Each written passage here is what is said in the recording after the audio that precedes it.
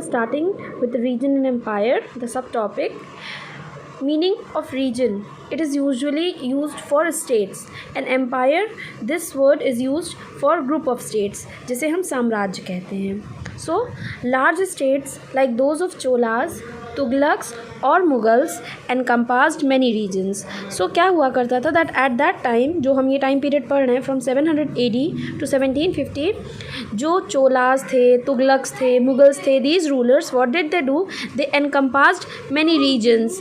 मतलब दैट कि दे one first, वहाँ के जो रूलर्स हुआ करते थे पहले जब ये रीजन्स थे तो वहाँ पे छोटे छोटे rulers they used to rule. Then ये जो like Cholas, when the Cholas came, उन्होंने क्या किया, they fought with the rulers of different regions and won those areas and then they establish their empire. जब वो छोटे छोटे क्षेत्रों में जो भी राजा हुआ करते थे उनसे लड़े, फिर उन्होंने क्या किया, उन जगहों को जीत कर अपना एक साम्राज्य, अपना एक एम्पायर बना लिया. Then it is written that a Sanskrit prashasti praising the Delhi Sultan Ghiyasuddin Balban, explaining that the ruler had a vast empire from Bengal to Afghanistan.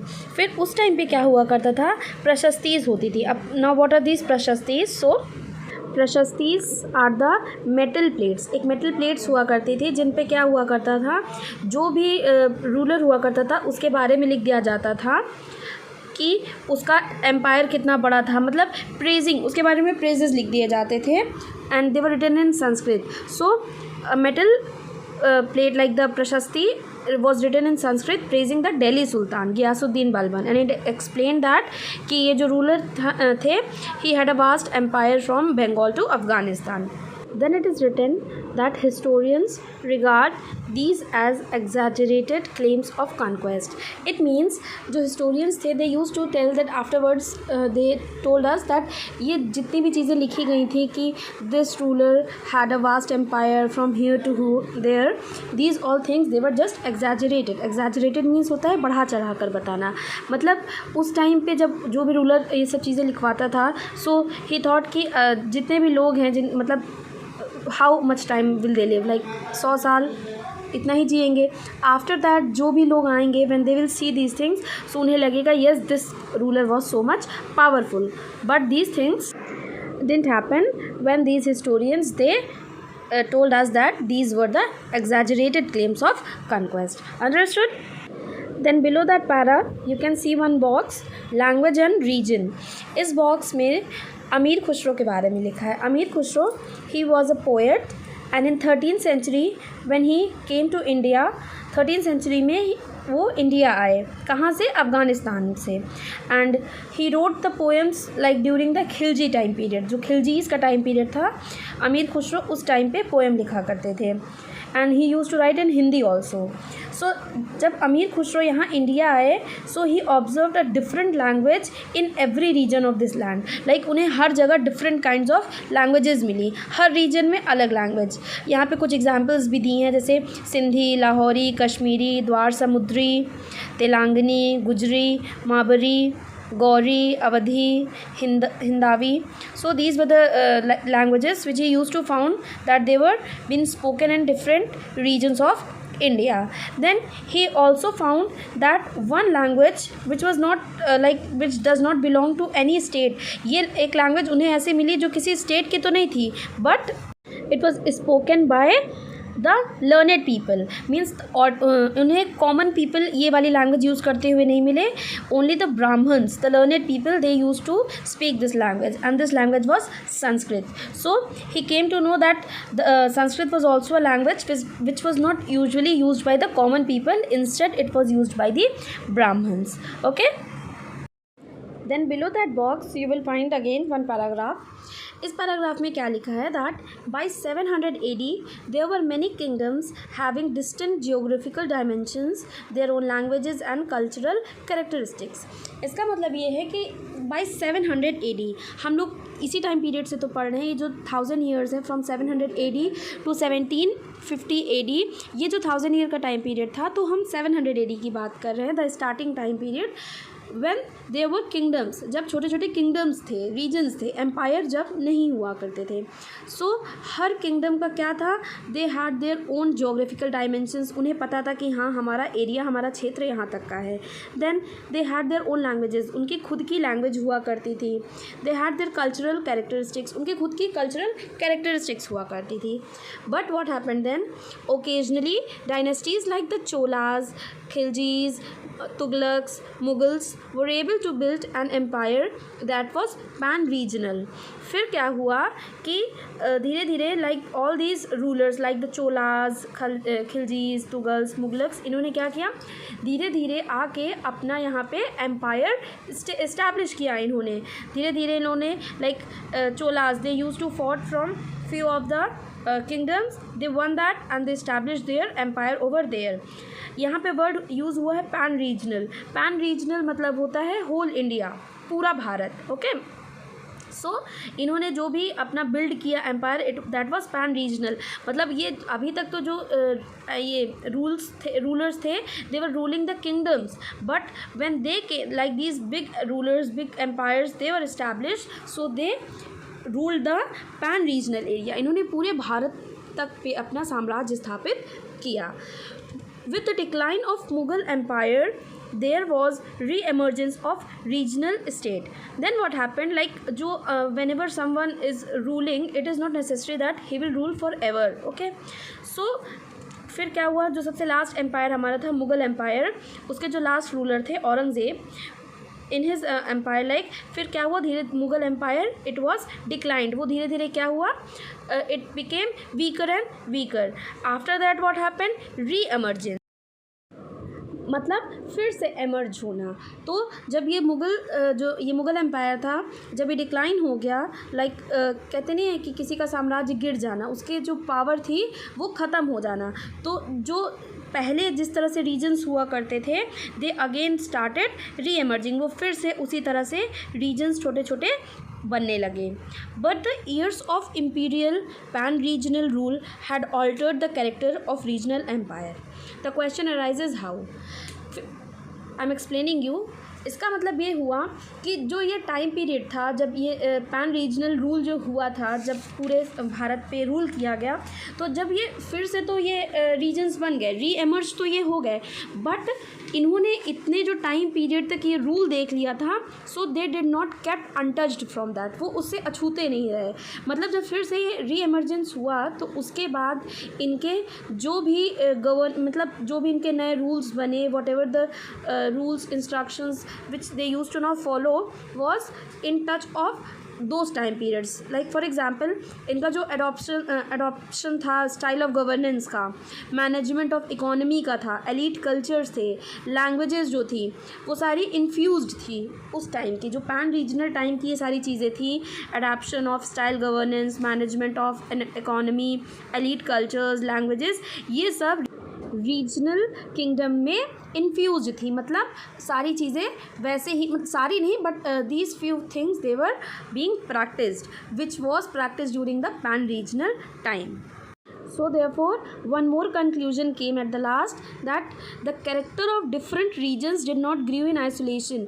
जो अलग अलग regions के जो भी character, जो भी चीज़ें grew up हुई, they were not in isolation. मतलब वो अकेले, ये नहीं कि वो सब चीज़ों से अलग थी, they practiced those when the जब पैन रीजन टाइम हुआ था, उस टाइम पे ये जो रीजन्स थे, they had practice these characters.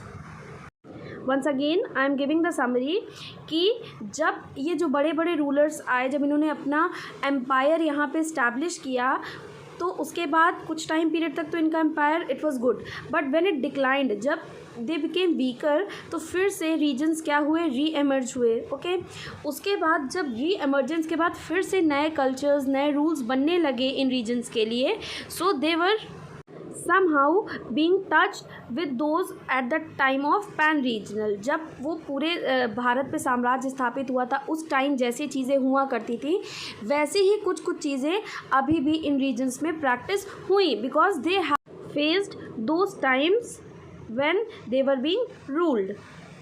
समझ में आया? सो क्या क्या चीज़ें थी, like for example we took adoption of style of governance, management of economy, elite cultures, languages. So ये सारी चीज़ें इन्फ्यूज हुई रीजनल किंगडम्स में फिर से. एंड द कंक्लूजन केम कि जो the character of different regions did not grew in isolation. Okay, now हमने देखा कि जो ये रीजन्स थे, एम्पायर्स थे, इनमें भी चेंज आ गया. Another change which came was in the religions. जो रिलीजन्स हुआ करते थे, ओल्ड एंड न्यू रिलीजन्स, तो इसमें क्या चेंज आया? It is written that peoples believe in the divine was sometimes deeply personal but more usually it was collective. इसका मतलब हुआ, डिवाइन मतलब होता है beyond all the comforts. Like हम कहते हैं ना कि जो भगवान है, जो ईश्वर है, वो सबसे ऊपर है. So the people at that time they use to have a thinking like this. और उनके ये जो बिलीव्स हुआ करते थे ये पर्सनल थे. लाइक दे यूज़ पर्सनली वो डिफरेंट काइंड ऑफ गॉड्स पे बिलीव करते थे, लेकिन when they use it practically, जब प्रैक्टिकली यूज़ करने की बात आई, so it was in a collective way. Like जो ब्राह्मण्स थे वो एक तरह की पूजा करते थे, they use to celebrate one kind of festivals. So इस तरह के डिफरेंट रिलीजन्स जो प्रैक्टिस हुआ करती थी रिलीजन्स में, जो चीज़ें they were practiced collectively. Then it's written, collective belief in a supernatural agency, religious, was often closely connected with the social and economic organization of local communities. As the social words of these groups altered, so too did their beliefs. इसका मतलब ये हुआ कि ठीक है, उनके believes जो थे, religious believes, that was okay, but उनके ये जो बिलीव्स थे, it was based on their social and economical communities. जो उनकी लाइक जैसे जो ट्राइबल्स हुआ करते थे, तो उनका जो लाइफ थी, उनकी जो लाइफ थी, it was just in the forest. उनकी जो जंगल हुआ करते थे, वहीं तक उनकी लाइफ सीमित थी. सो उनका जो बिलीफ हुआ करता था, it was based on that. फिर जो लोग सिटीज़ में रहते थे, they had a vast communities, like उनकी वास्ट कम्युनिटीज़ हुआ करती थी, तो उनकी बिलीव्स उस वास्ट कम्युनिटी के अकॉर्डिंगली ऑल्टर करती थी. Understood? It was during this period that important changes occurred in what we call Hinduism today. Then अब हम देखेंगे फॉर एग्जाम्पल कि क्या क्या चेंजेस आए. सो चेंजेस इन हिंदुइज़म में क्या क्या चेंजेस आए? The first one was worship of new deities. Deities होते हैं जो देवी देवता होते हैं, तो worshipping of new deities was the change. कि अलग अलग तरह के, लाइक पहले ये होता था कि केवल जो वेद पुराण ये सब चीज़ें थी, इनकी पूजा हुआ करती थी, but now new deities they were also be worshipped.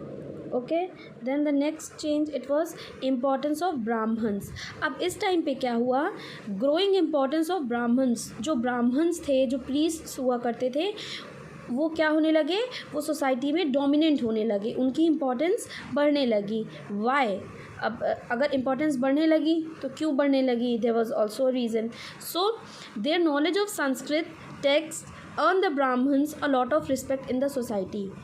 Their dominant position was consolidated by the support of their patrons, new rulers searching for prestige. अब क्या हुआ करता था कि उस टाइम पे ये जो ब्राह्मण्स थे, they only knew the Sanskrit. और अभी जैसे प्रीवियसली हमने पढ़ा है कि on this prashastis the praises of the kings were written. ये प्रशस्तीज पर क्या होता था कि जो किंग्स होते थे उनकी प्रेजिंग्स लिखी जाती थी. And who wrote that?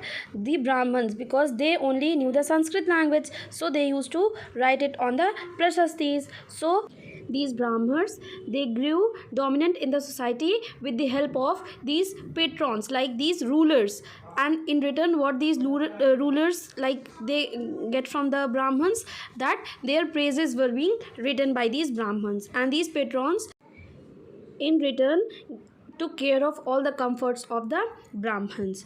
So this was the thing, like the dominance of the brahmins in the society.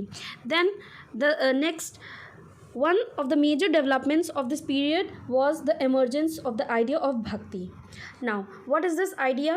Like idea of bhakti, as I told you, जैसा कि मैंने भी बताया कि ये जो ब्राह्मण्स थे, they grew more and more dominant in the society. Now they want to establish themselves. ये होता है कि जब कोई भी सोसाइटी में बहुत पावरफुल हो जाता है, सो समटाइम्स दिमाग में ये आता है कि अब मैं अपना एक हिंदी में वर्ड कहते हैं वर्चस्व स्थापित करूं. So the Brahmins started thinking of that. So when this kind of thing was there in the society, then this idea of bhakti emerged. अभी आइडिया ऑफ भक्ति क्या होता था? अकॉर्डिंग टू दिस, लाइक पहले ये था कि जब ब्राह्मण्स डोमिनेंट थे तो घर, अगर आपको कोई भी पूजा करनी है, कुछ भी करना है, if you want to say something to the god, if you want to pray to the god, then you have to like take the help of these brahmans, like they used to help in all the worshippings. वो सारे पूजा पाठ कराते थे. without them you could not practice any kind of worshipping. But this idea of bhakti, it brought like whichever god, whichever deity, personal deity you want to worship, you can do it without the aid of these priests or elaborated rituals. Okay, now turn the pages. This was also the period when new religions appeared in the subcontinent. Now, we have studied about the Hinduism. It was an old religion, and we studied that what were the changes which came in this old religion Hinduism in this time period. Now we will see the new religion which came was in this subcontinent in this time was Islam. So Islam, it was a new religion which came in this time period. Merchants and migrants first brought the teachings of the Holy Quran to India in the 7th century. Like in the 7th century means 700 AD. Muslims regard the Quran as their holy book and accept the sovereignty of the one God, Allah, whose love, mercy and bounty embrace all those who believe in Him without regard to social background. So, during this time, the new religion which appeared was Islam, and it had the holy book named Quran.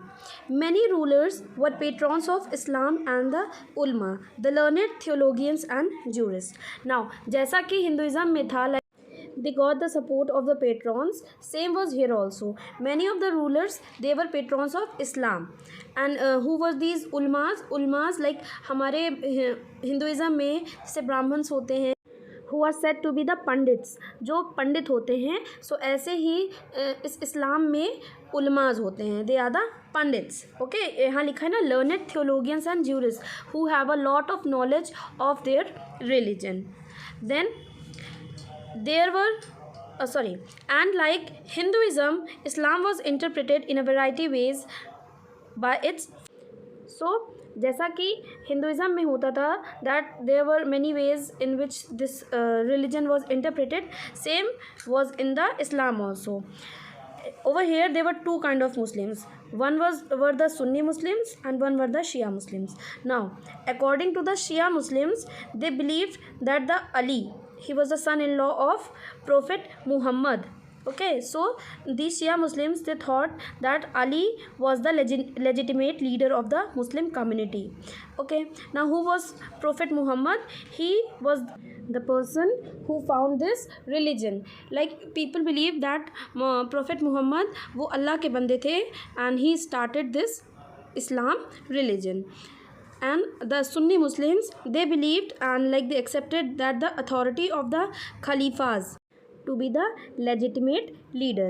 And who were these Khalifas? Khalifa कौन थे? They were the rulers of Turkey. Like वो धर्म के भी ruler थे and they were the leader of the country also. So these were the two variety of ways in which this Islam was interpreted by its followers. Understood everyone? Now what we will do, the last subtopic of this chapter, thinking about time and historical periods. अब ये जो सब topic है इसमें हम sum up करेंगे. Will look around the summary that what we have studied throughout the chapter. Historians do not see time just as a passing of hours, days or years, as a clock or a calendar. जो historians थे उन्होंने इस passing time को, जो ये समय बीत रहा था, इसको सिर्फ घंटे, मिनट, साल, दिन, एक घड़ी की तरह या एक कैलेंडर की तरह नहीं देखा. Time also reflects changes in social and economic organisation, in the persistence and transformation of ideas and beliefs. बल्कि अकॉर्डिंग टू देम टाइम वो क्या था? वो केवल एक बीतता हुआ समय नहीं था, बल्कि इट रिफ्लेक्टेड द चेंज. इस समय ने, इस टाइम ने एक रिफ्लेक्शन दिखाया, जो एक चेंज दिखाया, जो किसमें आया था? सोशल ऑर्गेनाइजेशन में, एक सोसाइटी में, इकोनॉमिकली जो चीज़ें, जो चेंजेस आए, जो परसिस्टेंसी हुई, जो ट्रांसफॉर्मेशन ऑफ आइडियाज़ हुए, नए नए आइडियाज़ आए, और जितने नए नए बिलीव, जैसे कि अभी हमने पढ़ा था रिलीजन्स में, that the people they started they practice a new course of worshipping. So these were the changes. इस चैप्टर में हमने चेंजेस ही तो पढ़े हैं ना, कि जैसे टर्मिनोलॉजीज़ में चेंज आए, एम्पायर्स में चेंज आए, रिलीजन्स में चेंज आए. सो time it reflected all these changes which took in the social and economic organizations. Then in the next para, in the middle of the 19th century, British historians divided the history of India into 3 periods: Hindu, Muslim and British. फिर क्या हुआ, in the middle of the 19th century जो British historians थे उन्होंने क्या किया, उन्होंने history, India की जो हिस्ट्री थी उसे 3 पार्ट्स में डिवाइडेड किया, 3 पीरियड्स में डिवाइडेड किया.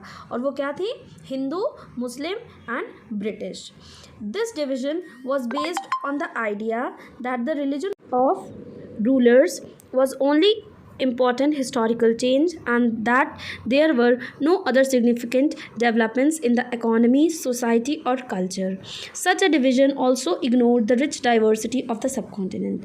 फिर ये जो historians थे, ब्रिटिश historians, इन्होंने क्या किया, इन्होंने जो हिस्ट्री ऑफ इंडिया को 3 पीरियड्स में डिवाइड किया. किस बेसिस पे किया, इन्होंने देखा जो पहला टाइम था, 700 AD से जो पहले का टाइम पीरियड था, उसमें क्या थे, उसमें ज़्यादातर जो भी रूलर्स थे they were Hindu. Then in this 1000 years from 700 AD to 1750, near about all the Muslim rulers were there, and after that the British rulers came. तो इन्होंने ये जो डिवीज़न किया था किसके बेसिस पे किया था, रिलीजन ऑफ रूलर्स के बेसिस पे किया था. इन्हें बस ये लगता था कि जो भी चेंजेस हुए हैं वो रूलर्स के रिलीजन में ही चेंजेस हुए हैं. And the history of India it was based only on these things. And जब उन्होंने इन सारी चीज़ों को क्लासीफाई किया, so they have ignored the rich diversity of the subcontinent. ऐसा नहीं था कि हमारे इंडिया में सिर्फ रूलर्स के रिलीजन चेंज हो रहे थे, केवल धर्म बदल लेते. नो, सोसाइटी में बहुत सारे चेंजेस आ रहे थे, बहुत सारे कल्चर्स थे वो डेवलप कर रहे थे. Economically the society it was developing. On the next page, it is written, few historians follow this periodization today. There are still few of the historians जो इस periodization को follow करते हैं, but else all of them they follow the new periodization which was the ancient, medieval and modern. तो जो new periodisation हुआ था it was like ancient history, medieval history and modern history. तो जो class 6th में हमने पढ़ा था, जो हमारे पास्ट था, the early societies, hunter gatherers, early farmers, people living in towns, villages, early empires, kingdoms, ये सारी चीज़ें जो थी they were actually in the ancient history. ये सारी चीज़ें हमारी एंशिएंट हिस्ट्री कवर करती है, which you have studied in your previous session, जो आपने क्लास 6 में ऑलरेडी पढ़ी है. This year what you are going to study, you are going to study the medieval history. जो medieval history है, the time period from the 700 AD to the 1750 AD. This time period of 1000 years is termed as the medieval history. In this we will study about the empires, the building up of big large empires, then introducing the new religions, then the changes which occurred, our chapter name is tracing the changes through 1000 years. So जो भी changes आए 1000 years में, regarding the religions, regarding the empires, regarding the regions, kingdoms, societies, ये सारी चीज़ें हम medieval history में पढ़ेंगे.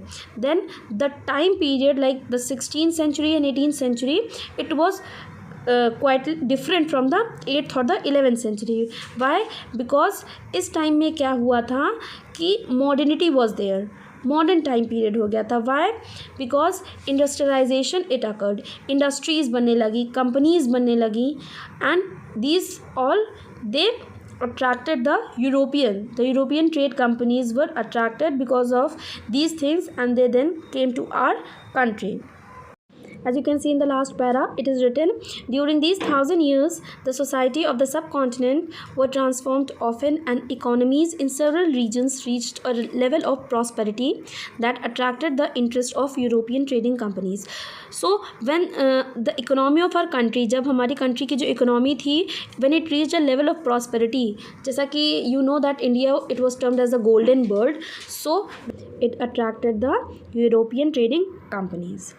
Now this was the summary of this chapter, that what we have read in this chapter, what we have read previously, and what we are going to read. Now you will get the PDF of the exercises which you have to do in your fair copies. Okay, So firstly you will write about the chapter, then next to it the keywords, then fill in the blanks, true or false, question and answers, and at last you will write the summary. And all the work which you will do in your fair copy, you will do it in a very neat and tidy way. Okay, thank you class.